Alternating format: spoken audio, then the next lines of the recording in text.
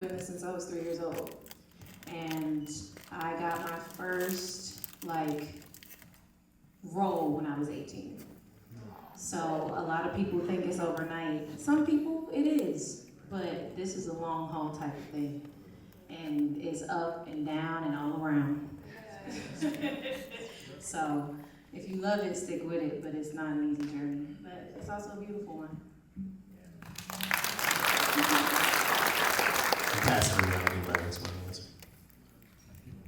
I would say leading can be defined in many ways. So I got my first co-lead in a feature in 2015. It did the indie festival circuit, it did a theatrical release, it got me my manager. So it was a leading role, but it may not have been big, breakout, crazy Marvel box office numbers, but it was a leading role. And then I booked a lead in a pilot that didn't go, but it was a leading role. It put money in my pocket. It was like, oh, okay, people like me enough to book me. And then I booked something that nobody probably ever saw, where me and Danielle Delweiler played sisters, called Paradise Lost. It was only on Spectrum, which I don't even think they have here. And I remember telling Danielle, when we were filming When They See Us had just come out. And I didn't watch it at the time because of the character that I had to play. And I said, Danielle, maybe this is just supposed to change our tax bracket. Like, that's it. That's all this is supposed to do. So it didn't. We shot the whole season. It didn't get picked up for season 2. It didn't really do too much. But that was a leading role. And then I'm recurring on P-Valley and recurring on Snowfall. But I like to look at it. You will lead to us. Lead to us. Now, in 2025, I have my first leading role. Let's go. So, there's multiple leading roles. It's just really how you define a leader.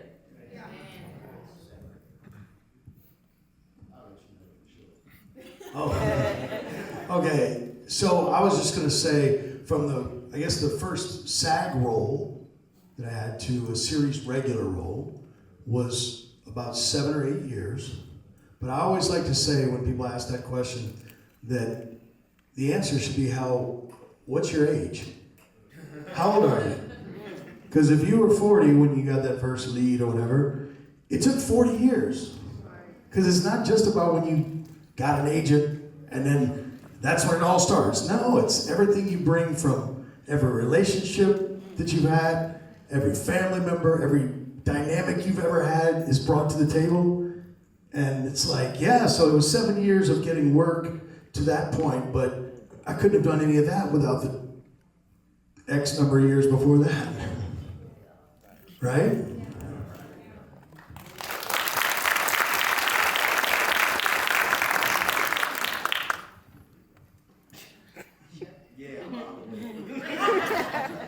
I went on my first audition at 6 months old. I was born in LA, that's what happens. And I gave up 3 times. And that was the best thing that ever happened to me, because the 3rd time I was like, you know what, I'm gonna put this to bed and I'm gonna be at peace with the fact that this might not happen. I'm walking away. And something about not needing it to validate me, to make me feel I had worth, I think that was the journey I had to go on. So if I can save you a lot of therapy, I'd love to. Just learn from my very winding road that I think, I'm older than 6 months old now, and this year was in October I booked my first series reg that went, and when I tell you I'm jumping up and down every day and loving every second. Wow. Because it is a journey. I said that from my soul, but it's such a beautiful one if you allow it to be a spiritual one, So it's always bigger than the role. It's always bigger than, how can you show up and be of service? How can you show up and how are you growing through each experience? And when it comes about that, I think the whole game changes, you know? You have to agree. See, that's why I want to go first. So you can embarrass me from my info. No, I'm going to keep it brief. It's really weird because the idea of leading role, we have this terminology in our business, which I'm sure most of you are aware of, is who's number one on the call sheet, right? In my first, I guess, leading role on stage, I played Othello. I was 19. Way too young to play Othello. At least in physicality, but in terms of where I came from, it was perfect. And then my first leading role on a, I guess, a movie was with Cuba Gooding Jr. in Life of a King, which I was 23. But much like the veterans on this stage, which funny enough are the people who started doing this before they could speak, you know, you start this journey the moment you pique interest and the moment you have something that you love, that you care about. And then from that point, you try to develop skill sets and meet people. So, like he said, it's the moment that you start breathing this, that it's the beginning, and then there's never really an end, and there's never really a lead, right? Because every time we watch Devil in a Blue Dress, we're like, oh, that's Don Cheadle singing. I don't know who the fuck. We love Denzel. We love Denzel. But in that moment, who was servicing the narrative the most? Right. Who was the one you want to come work with the most? That's Gail often. That's Isiah showing up on time, being 18, 19 on set, and knowing his lines, showing up. Like, you leading and knowing sets more than I ever have, because you've been here since you was 3. There's been plenty of moment where the leader on set transitions. And I don't know if I've been that yet. I can't say I've done that, where everything is on me. And you did it recently with your movie, right? Which was a beautiful movie that you guys should all go see. At first, it'll be out on Stars. Both eyes All right, both eyes open. And I would say the best time I've seen a contemporary lead a set, where she was the producer, she was the mood changer, she dictated the rhythm of how the day was going to go. And she did it with grace and love and care. And I don't think I've done that, honestly. I'm too insular. I don't really want to be bothered. I kind of want to just do my work and go home. And that's not really leading, right? Leading is showing up, doing the work, and making sure everybody has been the best at what they do. But I have been blessed enough to occupy a top spot on the call sheet, or whatever the hell that means. So, yeah, I haven't done it yet. So I don't know why I'm here. You should have got somebody else. You're a lead to us. You're a lead to us. It's funny, it's not often that I'm on stage or on set with folks that, like, I'm like tenured. Like, I'm the dude that's the old cat, I'm the old head. I've been in the game a minute, not since, we was 3 months, 6 months. I had an interesting journey. For all my local Atlanta folks, I actually started here in Atlanta. At the Alliance, I got my first agent. It was a cat named Ted Borden. Ted Borden is still around. I was with Atlanta Models and Talent when it was Kathy Hardigree, Atlanta Models and Talent. I remember People's Store was Rebecca's People's Store, Serendipity, all this stuff. But, you know, it's one of the things where I've had to constantly reinvent myself. I was a kid that was acting, and I was kind of like this, you know, young adult acting. Now I'm kind of getting into my grown man era. Leading man, I agree. What is it? You know, it's funny. I did a show called Survivor's Remorse, and I remember, I remember doing that show. When they first talking to me about it, I'd probably be like, 5, 6 on the call sheet. Cool with it. I'm like, cool, because here's the thing. It don't matter. I just want it to work. And I find out, like, right before we started shooting, they was gonna put my name #1 on the call sheet. And I remember real talk. I remember calling the first AD or second AD, Paul Lindsay. I said, hey, Paul, I just want to ask you real quick, man, am I first on the call sheet? He said, double R, you first. I said, hey, man, send me a copy of the just email that thing to me, man. In a million years, I never would have thought it. Now, here's the downside. I didn't go into it thinking I was going to be #1 on the call sheet. And much to Malcolm's point, I never really embodied. It took me, man, I probably don't think I ever fully embodied that, like what it means. It means something. There's a weight that comes with it, and I ain't really know. You know what I mean? I was there, but I remember doing this scene once. I'm gonna end with this. I remember doing this scene once, and this director was killing us, man. Just keep doing this scene. It was a simple scene. 3 people in the scene, small space, just going, man, what are we doing? Like, why do we keep doing this scene? And this great actor, Chris Bauer, he was on True Blood for years, an amazing character actor. He's on The Wire. Chris Bauer looked me dead in my eyes and said, you know you can stop this. And it's the best part. I was like, man, how am I supposed to stop this? He said, dude, you're number 1 on the call sheet. And then I still was like, nah, But I do think people lead from different positions. I don't really think it's a matter of where you get on the call sheet. It's how you approach the day. And you ain't gotta be number 1 to lead. You ain't gotta be number 1 to set the example. I've been in that position on shows where I was 5, 6, right? But people still looking at you. So the leaders are always gonna show up. They're gonna rise to the top. It really ain't got nothing to do with that call sheet. Now your check, it may have. It's gonna have some bearing on that money. But, no, that's a great question, whoever asked that. You got it? Zay? The last one, man. The last one. I mean, I still haven't had that number 1 yet, but I mean, really, I could quote everything he said because we like in the same boat. I never had that, felt that weight of a number 1. You know what I mean? I seen Dempsey do it. About to. About to. I seen Dempsey. I seen, I've been on set with a lot of great actors that carried that number 1, with grace and had great examples, but. Me personally, I'm still waiting. We gonna get there. Oh, cool. What's funny is, some of y'all say, well, I'm not technically a lead yet. Hey, every single person in here bought a ticket because you a lead to them. You're a lead to them. I see you every day on TV, and I'm going to see them. All right, the next question is. Yeah, for sure. So, the year was 20. We moved, my family and I, we were from Louisiana, but we moved over here to Atlanta. Louisiana screwed up their tax deal, and Georgia was like, it was rolling, so I said, baby, we gotta go. So we moved to Georgia, and we've been here for about 3 months, and I book a pot. Nice little, guest star, possibly recurring, right? Back home in Louisiana. That's how it works, that's how it works. So I go back to Louisiana and I shoot a show called SEAL Team. And when I got on set, I was like, man, I finally got to read the full script. I was like, this is good. But don't get excited, it's just a pilot. Because years prior, I'd booked like 2 pilots in a year, never saw the light of day. It can be heartbreaking. So I was like, man, I'm looking at the dailies on the Video Village, I'm like, this looks sick. Don't get excited, it's a pilot. And we shoot the whole pilot, I go home. A couple months later, I find out this thing's getting picked up. Okay, it's time to get excited.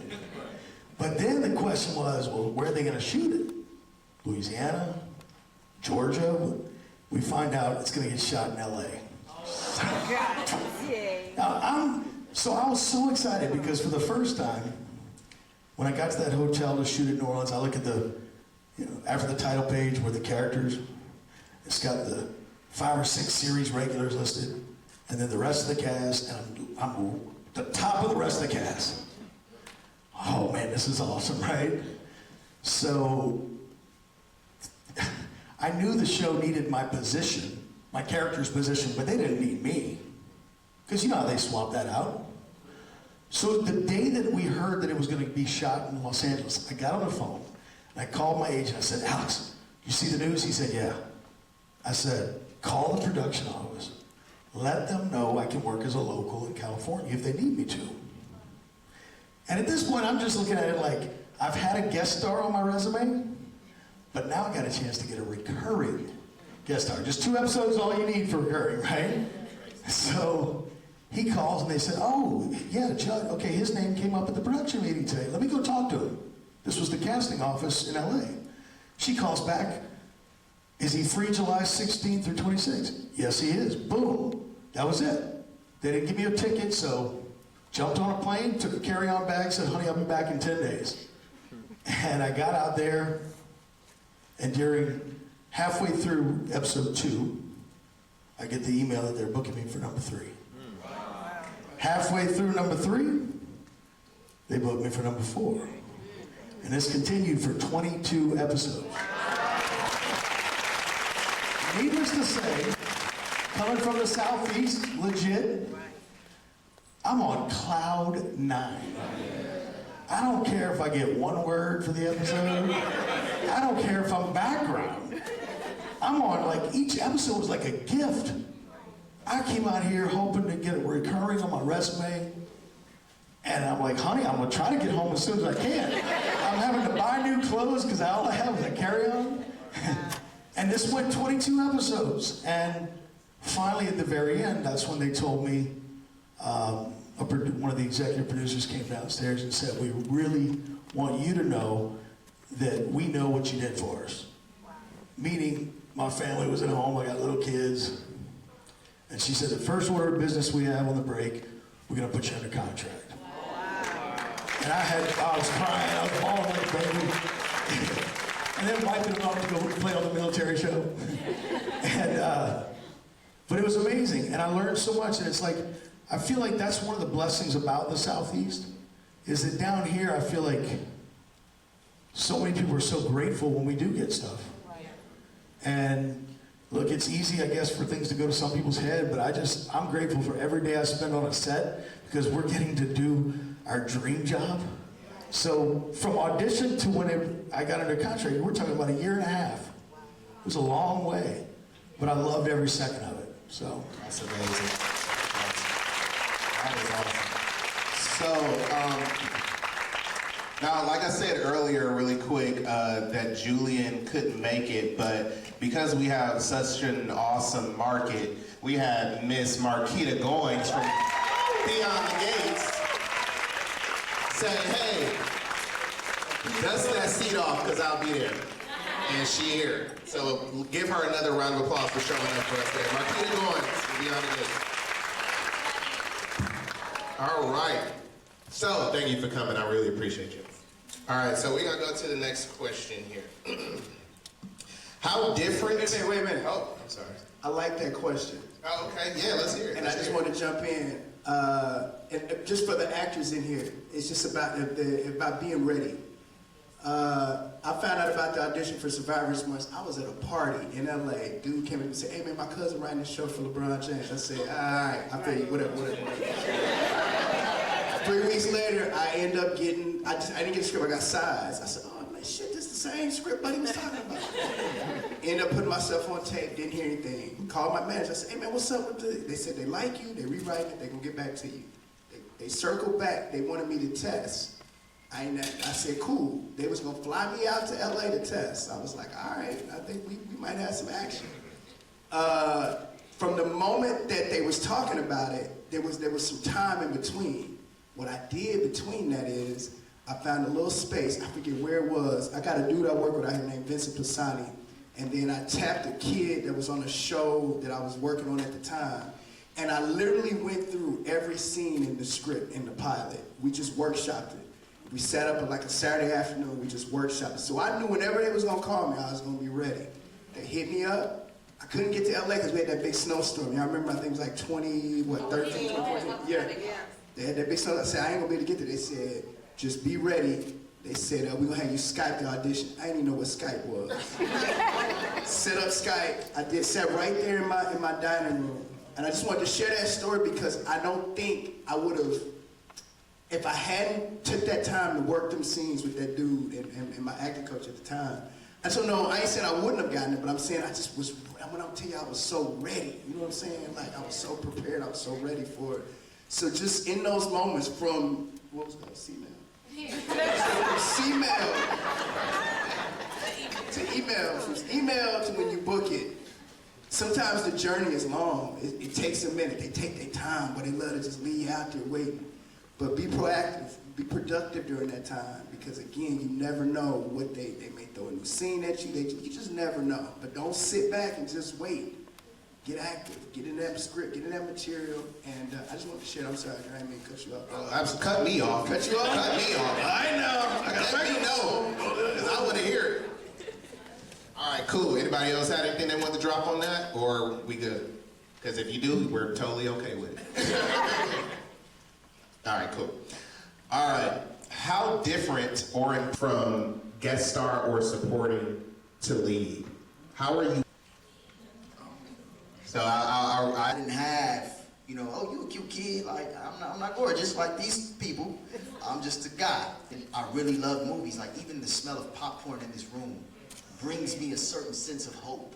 Like, listening to everybody's story, I was like, damn, my shit didn't look like that. So anybody else out who's, you know, you go from guest star to, I didn't even know what pen was till 3 months ago. I just told her, I leaned over, I was like, what the hell is watched and pinned and what is this? And I started to feel a little bit like, do I deserve to be up here with these people?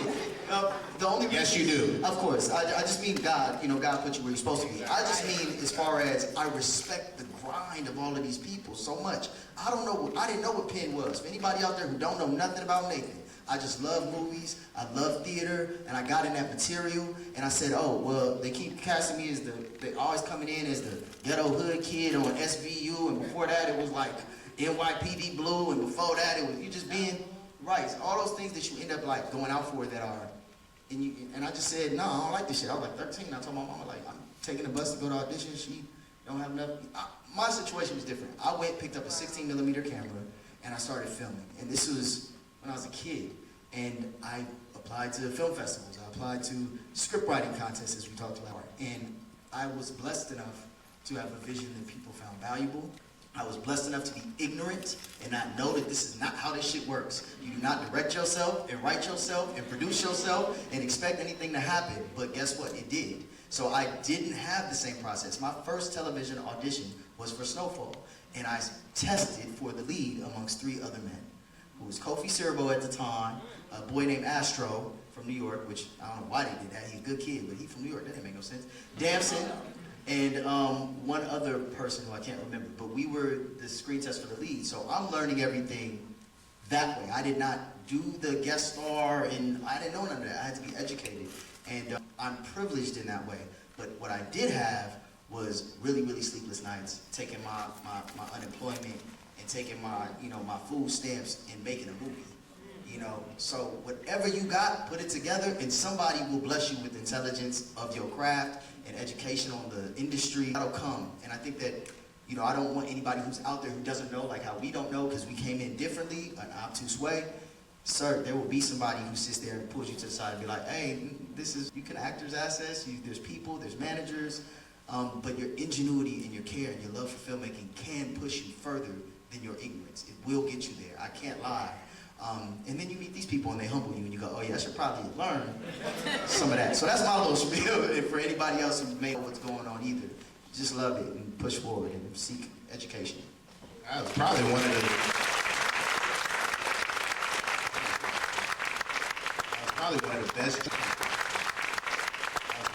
best gyms of the night, man. You talking about, man, I don't know if I should be, no, you right where you need to be. That was the best gym of the night. Can I just speak on how to responsibility? Absolutely. So for me, my mother has always said, manners will take you places money won't. This is a very, very talkative, communicative industry. So how you interact with people, how you are on set, how you lead or just show up, it does matter. Timeliness, preparedness, respect to others.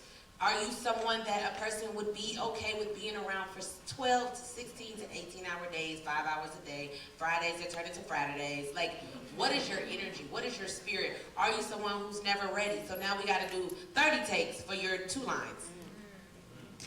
Or can you get your monologue, your dialogue, and then make it work? Are you respectful to people who come on set, whether they're there for a day or every day? So for me, I don't feel like my responsibility has ever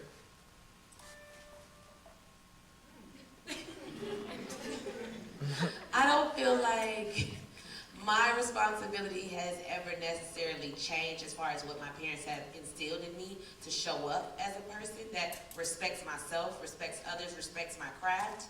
But I do see that going from a number on the call sheet to 1, it's like how he said earlier, you know you can actually change this. So you may not be able to change it at number 87 on the call sheet, but you can affect people's day by how you show up, by speaking to someone. But as a number 1, you have the responsibility and the space for people to say, okay, that person's listening. I actually don't want that person to be upset. There are times where I'm like, I make it a point to go speak to people, acknowledge them, learn their name, let them know thank you for being here. Because at the end of the day, none of this stuff, actors really are the last. Like, without a writer, without a director, without a producer, without a crew, we don't necessarily have any platform unless you're like Malcolm and then you are the director, you are the writer, you are the crew holding the camera, and also like making sure your audio sounds good. But give them that space, give them that right, that respect of like acknowledging that we're all in this together. So then they feel good and show up their best self and create something great. So I feel not my responsibility changed, but the people that listen and pay attention, my ability to get something done, my force, my power has changed. Love it. All right. Somebody wanted to say something? Okay, yeah, let's hear it. I just want to piggyback off something I heard. Like, I know everyone's journey is different, and I feel like for me, I have played so many roles as far as not just an actor, but I started off like taking classes, but then I was a full-time stunt performer. So I'm making a living off of doing stunts, but I'm also there studying the actors, because I have doubled some of the most amazing, like, it was like a one-on-one class for me. So yes, everyone's journey is going to be different, and everyone's timing is going to be different, because I just wasn't booking at the time. So instead of me getting down about it, I was still staying in my classes, I was doing my stunts, I started working behind the scenes, I'm now assisting a producer, I'm just doing everything but still knowing where my focus is, because I knew eventually that I would get to the point to where I'm at now. So I feel like playing or wearing different hats, that's also beneficial in this industry, because ultimately, yes, I love acting, but I also really enjoy producing. And last year, I'll say, like, the industry kind of slowed down here in the Southeast, so I worked on a few projects with my family. My cousin is a filmmaker, and I was just there to be of service. But while I was doing that, I was still learning. I feel like just because you've reached a certain point, it doesn't mean you ever stop learning. So I'm there connecting with everyone, paying attention, and just still making sure that I stay ready for when my time came. And I was talking to God, like, towards the end of the year last year, I'm like, Lord, what do you have me doing? I know I love producing, I love working behind the scenes, but is this all you have for me? And literally the next day, my manager was like, oh, I have an audition for you for Beyond the Gates. Wow. And I was just like, whoa, like, God truly, like, it was like less than 24 hours, so I went and put myself on tape. The next thing I know, they're like, okay, we want you to do a chemistry read. So I did my chem read, and maybe like a day or two later, that's when I found out that I booked my first series regular role. And it's been a journey. It has truly been a journey, but I'm so grateful for all the roles that I've played and that I will still continue to play. Like, it's preparing me for something else. I have a sports background, so I enjoy doing stunts, and eventually if I'm playing a role where I can do my own fight sequence, I already have that tool in my tool belt. And that's something that I was doing every day. So, yeah.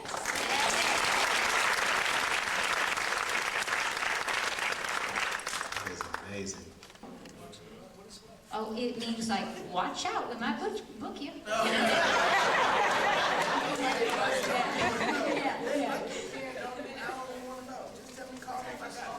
Watch and advise, pin, hold, it all mean the same thing. But I just want to say too, one of the things, like she said, it is okay to ask questions.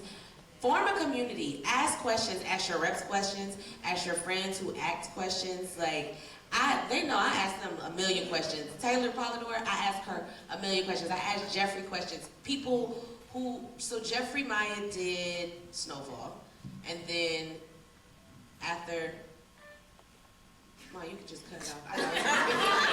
Just cut it off. Just cut it off. 0917.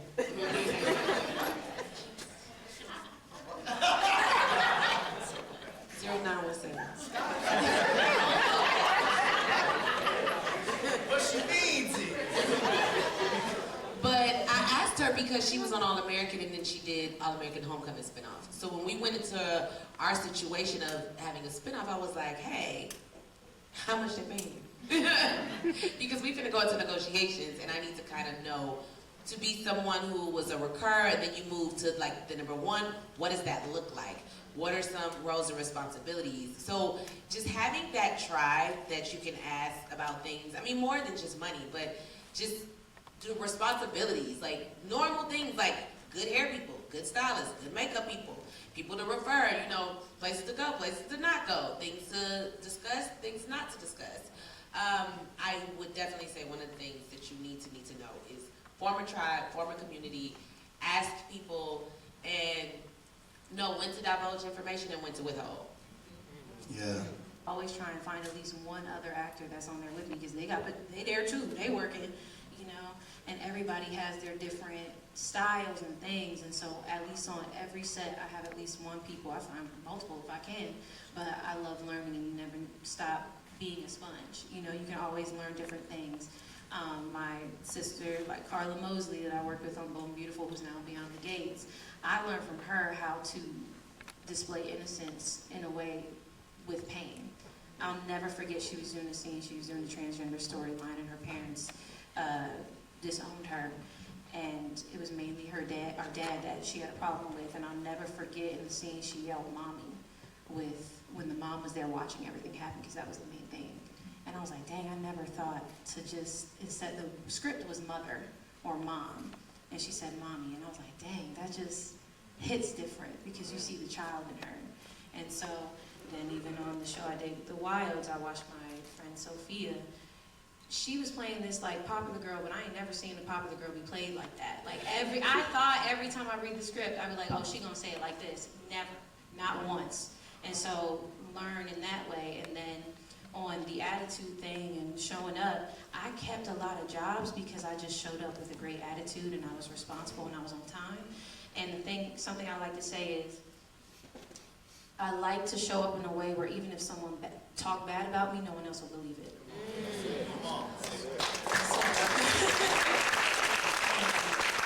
The industry is very trying. Like, you'll go to set, you know, not everybody is gonna be a cup of sunshine and everything, but, you know, and I've had my fair share of those encounters, and you have to learn to talk to people where even if they were to repeat your words, they're gonna look at you like, they didn't say nothing wrong, but you can still get your point across. But a lot of my jobs started off as like 1 or 2 recurring and whatnot, but because of my attitude and how I showed up, I did 4 or 5 episodes, 6 episodes on a 10-episode season, you know what I'm saying? And so it's really important how you show up and also how you take care of yourself to show up, so that you can, if you're not good in here, you're not gonna be able to be good out in the world, so.